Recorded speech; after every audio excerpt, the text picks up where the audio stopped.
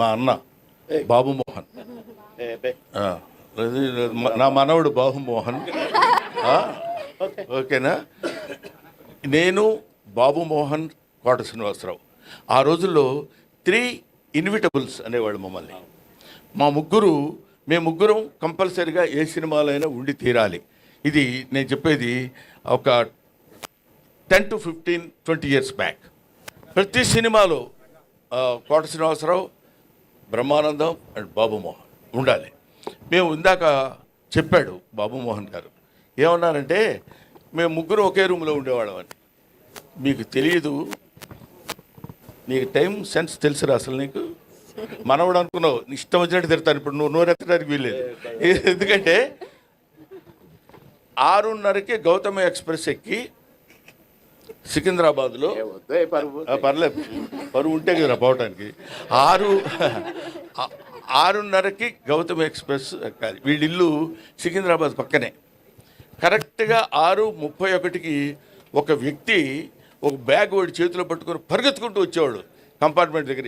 ఎవరు ఏంటి ట్రైన్ కదులుతున్నప్పుడు పరిగెడుతున్నాడు ఏంటి అనుకునేవాడు. చూస్తే వీడు ఒక క్యారేజీ, చేపల కూర, అందులో ఏదో పప్పు, ఇంకోటి ఏదో. అన్న నీకోసం చేపల కూర తెచ్చినానే. ఎవరికి తెచ్చాడు? వాళ్ళు ఎక్కకపోతే ఏంటి పరిస్థితి అని ఎక్కి శుభ్రంగా తిని పడుకునేవాడు. పడుకుని ఒక అర్ధరాత్రి పూట అని, ఏంటా ఏమైందంటే, చలిగా ఉంది బావా, చలిగా ఉంది. ఏంటి చలిగా ఎందుకుందిరా అంటే, అప్పుడు ఒక ముద్ద తగ్గించుకొని తింగితే ఆ చలి ఉండదు, పాడు ఉండదు. ఏసీలో పడి మళ్ళీ కింద కూర్చోబెట్టి, కింద పడుకోబెట్టి, ఇలాగా పాటుకు వెళ్తుంటే టికెట్లు ఉండవు. ప్రొడక్షన్ మేనేజర్ టికెట్ గురుగారు మనకి నిర్వహణలో వచ్చేస్తాయి. అదే మామూలు టికెట్ అనుకునేవాళ్ళం మనం, ప్లాట్ఫామ్ టికెట్ అనమాట. అది తీసుకుని అక్కడికి వెళ్ళిన తర్వాత మొత్తం ప్రతి ఒక్కడు మేమారా బాబోను ఏంటో టికెట్ లేదా, కన్ఫర్మ్ లేదండి, పోనీ అక్కడ కూర్చోండి, అక్కడ పక్కన ఏది లెట్రిన్ పక్కన మరి కూర్చో. అది ఇలాగా అంటే నవ్వించేవాడి జీవితాన్ని గురించి చప్పట్లు కొట్టేవాడికి అనవసరం అంటారు కదా. మీకు అనవసరం, మీకు మేము నవ్వించాలి. ఎన్ని తిప్పలు పడి నవ్విస్తామంటానికి comedy comes from the zenith point of tragedy. Zenith point, బాగా భయంకరమైనటువంటి ట్రాజడీ నుంచి కామెడీ వస్తుందని చెప్తారు. అది ఎందుకంటే, ఇదిగో ఇలాంటి కష్టాలని మాకు అనవసరమయ్యా, నువ్వు నవ్వించు, మాకు నవ్వాలి. నువ్వేం పడితే మాకెందుకు, నువ్వు రైల్లో టికెట్ లేకపోతే మాకెందుకు, ఉంటే మాకెందుకు. కామెడీ ఏం చేస్తున్నాడు? మామూలుగా మాకున్నటువంటి మొహాలు అంతంత మాత్రం.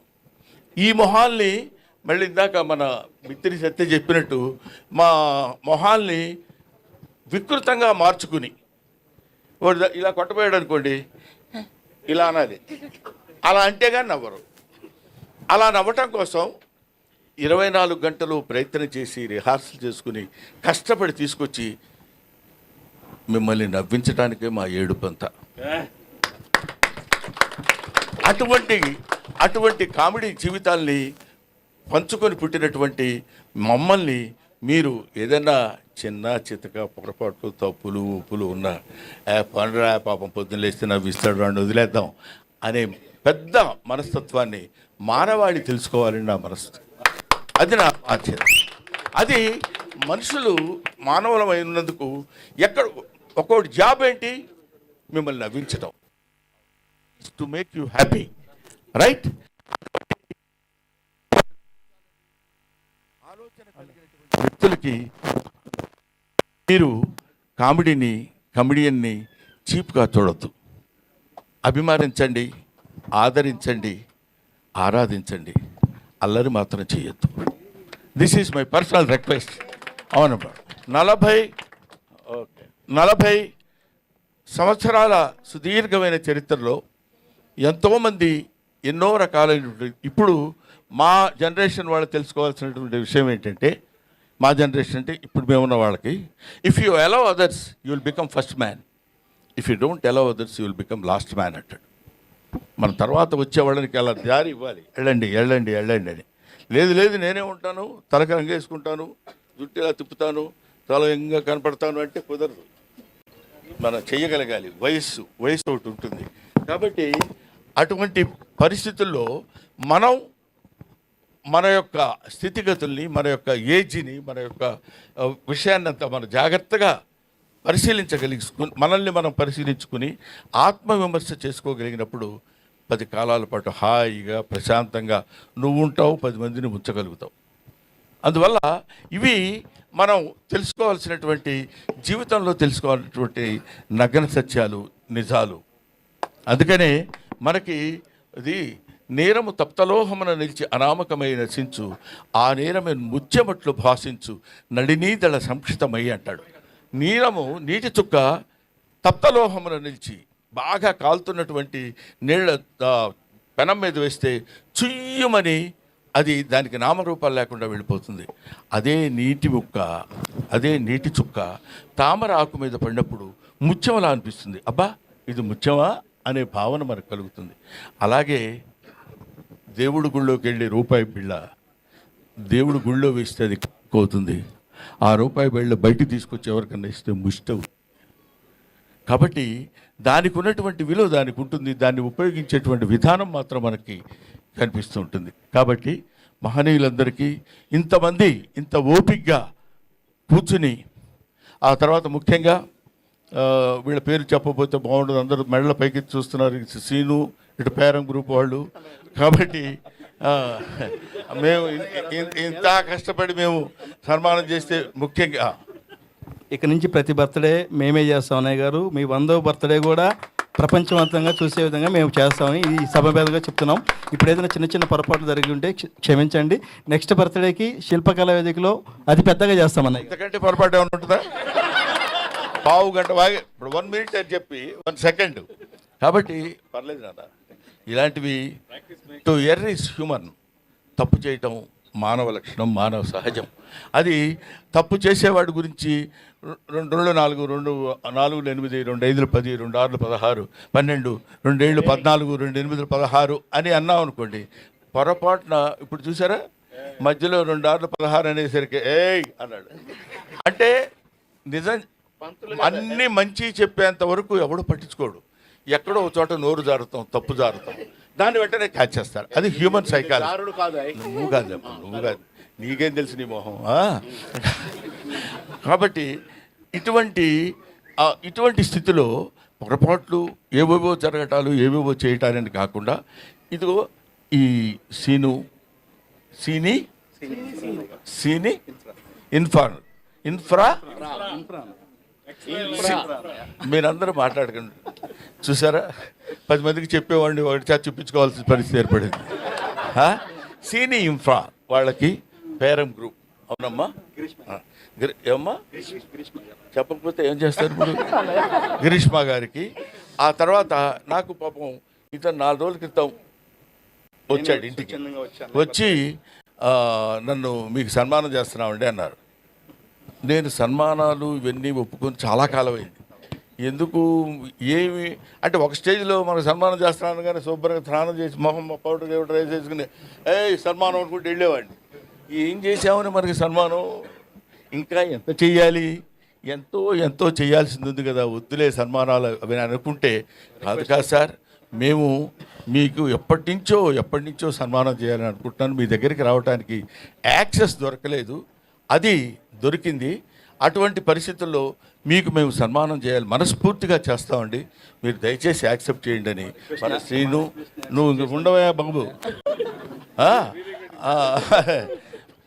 ఇది వచ్చి నన్ను అడిగితే నేను ముఖ్యంగా కాదనలేకపోవటం నేనేదో పెద్ద గొప్ప తోపు బుడింగి అని కాదు. ఎందుకు కాదనలేకపోయానంటే ఒక అభిమానంతో, గుండె నిండా ఉన్న అభిమానాన్ని పంచుకుంటానని చెప్పినప్పుడు ఇంకా నేను దాన్ని నో అనటం ఒక కళాకారుడిగా సమంజసం కాదు. ఏ అభిమానంతో నన్ను ఇంత బాండ్ చేశారో, ఇంత పెంచారో వాళ్ళని తప్పకుండా నేను కావాలని. ముఖ్యంగా 70th బర్త్డే అన్నారు. మరి వాళ్ళకి ఎవరు చెప్పారో ఏంటో, వేసి పడేశారు 70 అని. మనకేముందిలే అని నేను కూడా ఓకే అనేసాను. అంటే మీరందరూ ఏమనుకుంటున్నారు తెలుసా, ఇంకా తక్కువ అనుకుంటున్నారు కదా. కాబట్టి ఇలాంటివి నేను అందుకనే చాలామంది ఏమంటే మీ ఇష్టం వచ్చినట్టు మీ మీమ్స్ వాడేస్తున్నారు సార్, మీరు అసలు పట్టించుకోవట్లేదు సార్, వాళ్ళందరూ ఏది పడితే అది రాసేస్తున్నారు సార్ అంటారు. అంటే నేనేమంటున్నానంటే ఒక మాటలో చెప్పాలంటే మీమ్ గాడ్ అని ఇందాక చదివారు. మీమ్ గాడ్ అనే పేరు ఎలా వచ్చిందంటే నాకు ఇంతమంది మీమర్స్ ఉండబట్టి వచ్చింది. వీళ్ళు లేకుండా నా మీద ఎందుకు అనొద్దు, అలా అనొద్దు అని నేను అనున్నట్టయితే Brahmanandam old comedian, fade out comedian అయి ఉండేవాడు. నన్ను బతికిస్తుంది, ఇప్పటి వరకు ప్రజల్లో నన్ను నిలబెట్టింది మన మీమర్స్, యూట్యూబర్స్. వాళ్ళందరికీ నా హృదయపూర్వకమైన నమస్కారాలు తెలియజేస్తున్నాను. అంతేకాకుండా గ్లోబల్ అవార్డ్ ఆఫ్ ఎక్సలెన్సీ అది మన వాళ్ళు ఎవరండి? చిరాకు వచ్చి వెళ్ళిపోయారా? లేదు. వాళ్ళు అజయ్ కుమార్ అండ్ మనీష్, వీళ్ళు ఏమంటే మీరు ఇన్ని సినిమాలు చేశారు, మీరు ఎన్ని సినిమాలు చేశారో ఆ రికార్డు దుబాయ్లో జరుగుతున్న సన్మానానికి ఇస్తామండి, ఇక్కడ జరుగుతున్న ఈ సన్మానానికి మీకు సర్టిఫికెట్ మాత్రం మేము ఇంగ్లాండ్ నుంచి తెప్పించి అక్కడ అప్రూవ్ చేసుకొని మేము ఇక్కడ ఇస్తామండి అన్నారు. అనగానే పెద్ద మనసుతో ఈ మన శ్రేణి ఇన్ఫ్రా వాళ్ళు, పేరం వాళ్ళు అంగీకరించి ఈ స్టేజ్ మీద ఇవ్వడానికి నా వాళ్ళు యాక్సెప్టెన్స్ ఇచ్చారు. వాళ్ళకి థ్యాంక్స్ చెప్తున్నాను. అలాగే మీ గ్లోబల్ రికార్డ్ ఆఫ్ ఎక్సలెన్సీ వాళ్ళకి నా హృదయపూర్వక నమస్కారాలు తెలియజేస్తూ, అలాగే ఇక్కడ నా తమ్ముడు మిస్టర్ అజయ్ కుమార్ ఫ్రమ్ వరంగల్, అతను అద్భుతమైన కళాకారుడు. నువ్వు ఎవరు పడితే అద్భుతమైన కళాకారుడు అంటావు ఏంటని అనుకోవచ్చు మీరు. నేను ఎవరిని అన్ను, ఎందుకంటే అద్భుతం ఉంటే తప్ప. అతను సూది ఉంటుంది కదా, సూదికి ఒక చిన్న హోల్ ఉంటుంది దారం కూర్చడానికి, దానిలో ఒక అద్భుతమైనటువంటి బొమ్మలు చెక్కి మనకు క్లియర్గా కనపడేటట్టు చేయగలిగినటువంటి మహా కళాకారుడు ఆయన. అదిగో ఎదురుగా ఉన్నాడు అజయ్, మీరు ఒకసారి స్టేజ్ మీదకి రండి. తర్వాత అలాగే కాకుండా కనురెప్పలో ఒక వెంట్రుక ఉంటుంది, ఆ వెంట్రుక చివర నటరాజు నృత్యం చేస్తున్నట్టు చెక్కినటువంటివి. ఇట్లాంటి ఆణిముత్యాలు చాలా ఉన్నాయి, ఇలాంటి జాతిరత్నాలు చాలా ఉన్నాయి. కాకపోతే మట్టిలో మాణిక్యాల్లా ఉండిపోతున్నారు. తీసుకురావాల్సినటువంటి స్థితి ప్రభుత్వాలకి గర్వకారణమైనటువంటి విషయం ఇట్లాంటివి. ఇతను ద్వారా వాళ్ళు ఇతనికి ఎక్సలెన్స్ అవార్డు ఇచ్చారన్న నాకు. అంటే మీరు తప్పకుండా మీకు ఇవ్వాలని మీరు వాళ్ళు ఎప్పటి నుంచో మిమ్మల్ని అడుగుతున్నారంటే, నా దగ్గర ఏంటంటే ఒక జబ్బు, అదేంటంటే గబుక్కుని ఎవరన్నా వచ్చి ఏం బ్రహ్మాండంగా దగ్గరికి వెళితే ఏమంటాడు, ఎందుకు వచ్చిన గొడవరా అనే అదొక ఇదిగో మన ఇందాక బిత్తిరి సత్తి చెప్పాడు చూడు, ఏమంటారు ఎందుకు వచ్చింది నా దగ్గరికి వెళ్ళగలవా అని అదొక చిన్న లైన్ ఒకటి వేశారు. బాగానే ఉంది, ఒక రకంగా బెటరే అది. ఎందుకంటే గబుక్కుని ఎవడు పెడతాడు, గబుక్కుని రారు. సరే, అలాగా నా దగ్గరికి వచ్చి మీకు ఈ అవార్డు ఇవ్వాలని మేము కోరుకుంటున్నామండి అంటే వాడికి ఇలాగా ఎంతమందికి అని ఎందరో మహానుభావులు అందరికీ నా హృదయపూర్వకమైనటువంటి కృతజ్ఞతలు నేను తెలియజేసుకుంటున్నాను. అయిపోయింది అనుకున్నారు కదా, అవలా ఇంక ఆపేస్తాడ్రా బాబు అనే ఫీలింగ్లో ఉన్నట్టున్నారు మీరు. ఆపను. ఎందుకు ఆపనంటే ఇప్పుడు ఇలాంటి సమయంలో కృతజ్ఞతలు చెప్పుకోవాల్సినటువంటి విషయం చాలామందికి ఉంది. ఆ తర్వాత ఇందాక నా పక్కనే కూర్చున్నటువంటి ప్రగతి గారు, ఆవిడ మేడం ఒక ఎవరైనా మనల్ని ఇబ్బంది పెట్టారు, బాధ పెట్టారు, కష్టపెట్టారు అనుకున్నప్పుడు దాంతో కుమిలిపోవటం, కుంగిపోవటం, డిప్రెస్ అవ్వటం సాధారణమైనటువంటి విషయం. అది హ్యూమన్ నేచర్, అది తప్పదు. గబుక్కున ఏంటే నీ మొహం అన్నాడు అనుకోండి, అబ్బా ఇలా అన్నాడు ఏంటని బాధ.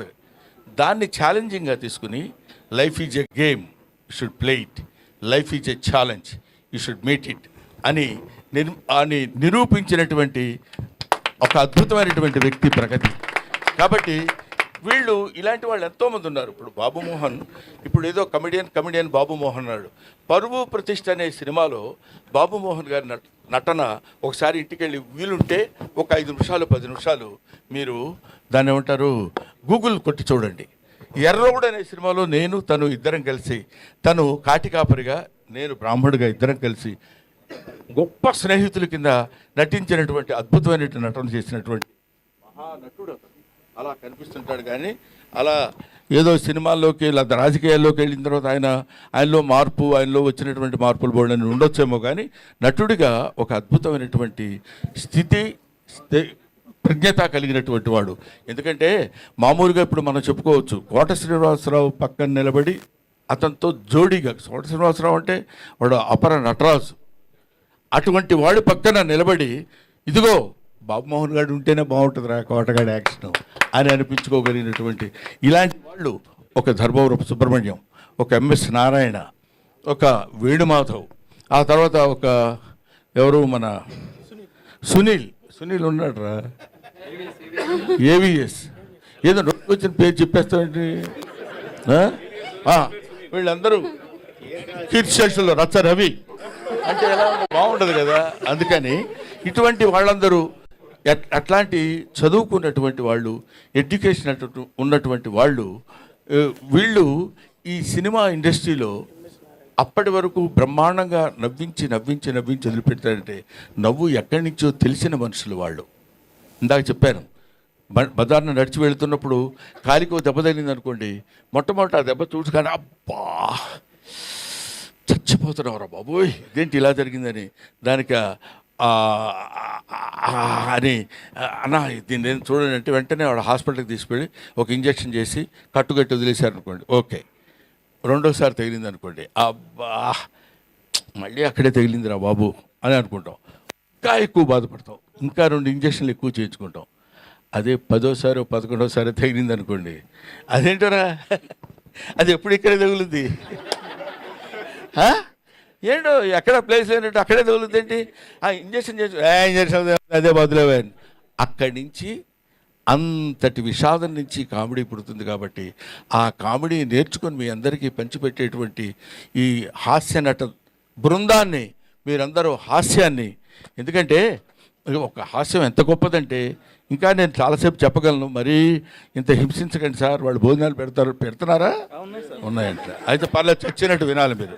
ఎందుకంటే హాస్యం ఎంత గొప్పదంటే ఇప్పుడు మనం సినిమా చూస్తున్నాం అనుకోండి, సినిమా చూస్తున్నప్పుడు అబ్బా హీరో ఏం యాక్ట్ చేశాడు రా, బ్రహ్మాండంగా చేశాడు, సినిమాలో అద్భుతంగా నటించాడు అంటాం, హీరోయిన్ సూపర్ రా అదిరిపోతుంది అనుకుంటాం, సీనరీస్ చాలా బాగున్నాయి అంటాం, విలన్ అదిరిపోయేటట్టు చేస్తున్నాడు అంటాం అని ఇంటికి వెళ్ళి కూడా మాట్లాడుకుంటాం. కానీ కామెడీ ఇక్కడ కూర్చొని గంభీరంగా అలా ఉండి ఇంటికి వెళ్ళిన తర్వాత వాడు కామెడీ బాగా చేశాడే అని అనం, అక్కడ చచ్చినట్టు నవ్వాలి. అలా నవ్వించగలిగిన వాడే కమెడియన్, అలా నవ్వించగలిగిన వాడే రియల్ కమెడియన్. ఇట్లాగా ఇలాంటి కమెడియన్స్, ఇలాంటి వాళ్ళు నాకు తెలిసి అన్ని భాషల్లో కమెడియన్స్ ఉన్నారు, కానీ తెలుగు భాషలో ఉన్నంత వైవిధ్యం కలిగినటువంటి హాస్య నటులు చాలా తక్కువ మంది మిగతా ఇండస్ట్రీస్లో ఉన్నారు. We feel proud to say that we are the comedians of Telugu film industry. ఎవడగోల వాడు సినిమా ఒక అతను కొనుక్కున్నాడు హిందీలో, ఎవరో కాదు హీరో, అతని పేరేంటి, ఒక హీరో యంగ్ హీరో పేరు గోవింద, కొనుక్కొని అతను ముచ్చటపడి కొనుక్కున్నాడు హిందీలో తీయమని. కమెడియన్స్ లేక ఇంకా సినిమా తీయలేదు, అక్కడే ఉంది బాక్స్. అది అంటే ఏమైనా అటువంటి స్థితిలో, ఇటువంటి పరిస్థితుల్లో ఇన్ని సంవత్సరాల సుదీర్ఘమైనటువంటి ప్రయాణానికి సహకరించినటువంటి మీ అందరికీ నా హృదయపూర్వకమైన నమస్కారాలు తెలియజేస్తున్నాను. ఇందాక మాట్లాడిన వాళ్ళలో మన రచ్చరవి బాగా మాట్లాడాడు అంటాను అనుకుంటున్నావు కదా నువ్వు, చాలా సరే అది విషయం. తర్వాత ఎవరు మన మిత్తిరి సత్తి ఎక్కడ ఆ మాటలు రామ్మోహన్ రెడ్డి, ఓహో జితేంద్ర నువ్వు వచ్చావా, రామ్మోహన్, తర్వాత మూర్తి గారు, వీళ్ళందరూ మాట్లాడుతుంటే వాళ్ళు that words come from their heart. ఏదో 2 ముక్కలు మాట్లాడి వెళ్ళిపోదామని కాదు. నాగేంద్ర కుమార్ మై స్టూడెంట్ అతను. కాబట్టి వీళ్ళందరూ నన్ను ఇంత ఆశీర్వదించి ఈ స్థితికి తీసుకొచ్చినప్పుడు నవ్వుతూ చించండి చింపండి అని రాశారయ్యా. Thank you very much. అందుకని మాట్లాడటం అనేది ఒక ఆర్ట్, ఎవడు పడితే వాడు మాట్లాడటానికి కుదరదు. ఏదో మైక్ ఇచ్చాం కదా అని ఏదో ఇప్పుడు ఒక అతను మాట్లాడతాడు, చెప్తా చూడు. సోదరి మండలారా,